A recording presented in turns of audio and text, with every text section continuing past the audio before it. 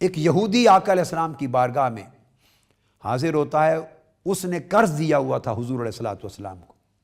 اپنا قرض واپس لینے کے لیے آتا ہے۔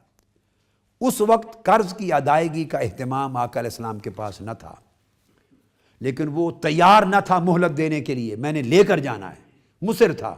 آقا علیہ السلام نے فرمایا تم بیٹھ جاؤ، میں تمہاری آنکھوں سے غائب نہیں ہوتا، تمہارے پاس ہی بیٹھا رہتا ہوں، جب اللہ پاک سامان فرما دے گا تمہیں قرض دے دوں گا۔ نماز ظہر کا وقت تھا،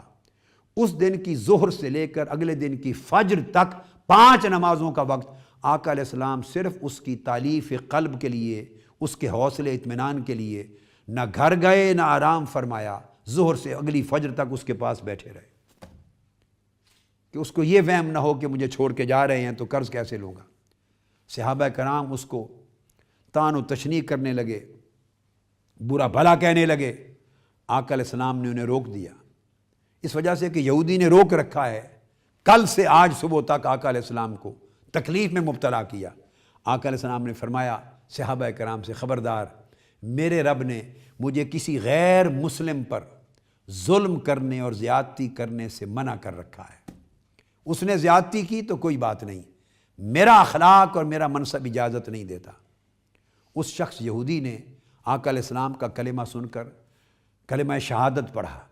مسلمان ہو گیا اور کہا بخدا میں نے جو آپ کے ساتھ سلوک کیا اس کا ایک سبب تھا، میں یہودی ہوں، میں نے تورات میں پڑھ رکھا تھا کہ نبی آخر الزمان تشریف لائیں گے، جن کا ذکر موسیٰ علیہ السلام نے بھی اپنی کتاب میں اور پہلے انبیاء اور رسولوں نے اپنی کتابوں میں کر رکھا تھا، اور اس میں لکھا تھا کہ اگر کوئی ان کو آزمانا چاہے تو ان کا نام محمد بن عبداللہ ہوگا، ان کا مولد ولادت میلاد شہر مکہ میں ہوگا، ان کی ہجرت گاہ شہر مدینہ ہوگی، ان کی حکومت ملک شام کی حدوں تک پھیل جائے گی، مگر ان کا کردار یہ ہوگا نہ تو ان کی زبان میں ترشی ہوگی، نہ ان کے دل میں سختی ہوگی، نہ ان کی گفتگو میں کوئی سختی ہوگی، نہ فحش گو ہوں گے، نہ بےہودہ بات کریں گے، نہ کسی کی زیادتی کا جواب زیادتی سے دیں گے۔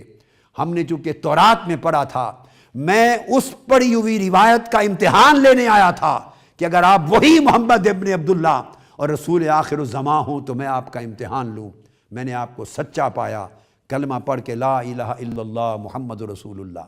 مسلمان ہو گیا اور کہا میرا سارا مال آقا آپ کے قدموں پہ قربان، جو چاہیں مجھے حکم دیں۔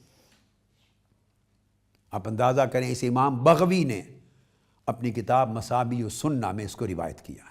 سب سے پہلے نئی ویڈیوز کو حاصل کرنے کے لیے شیخ الاسلام ڈاکٹر محمد طاہر القادری کے آفیشیل یوٹیوب چینل کو سبسکرائب کریں اور بیل آئیکن کلک کریں۔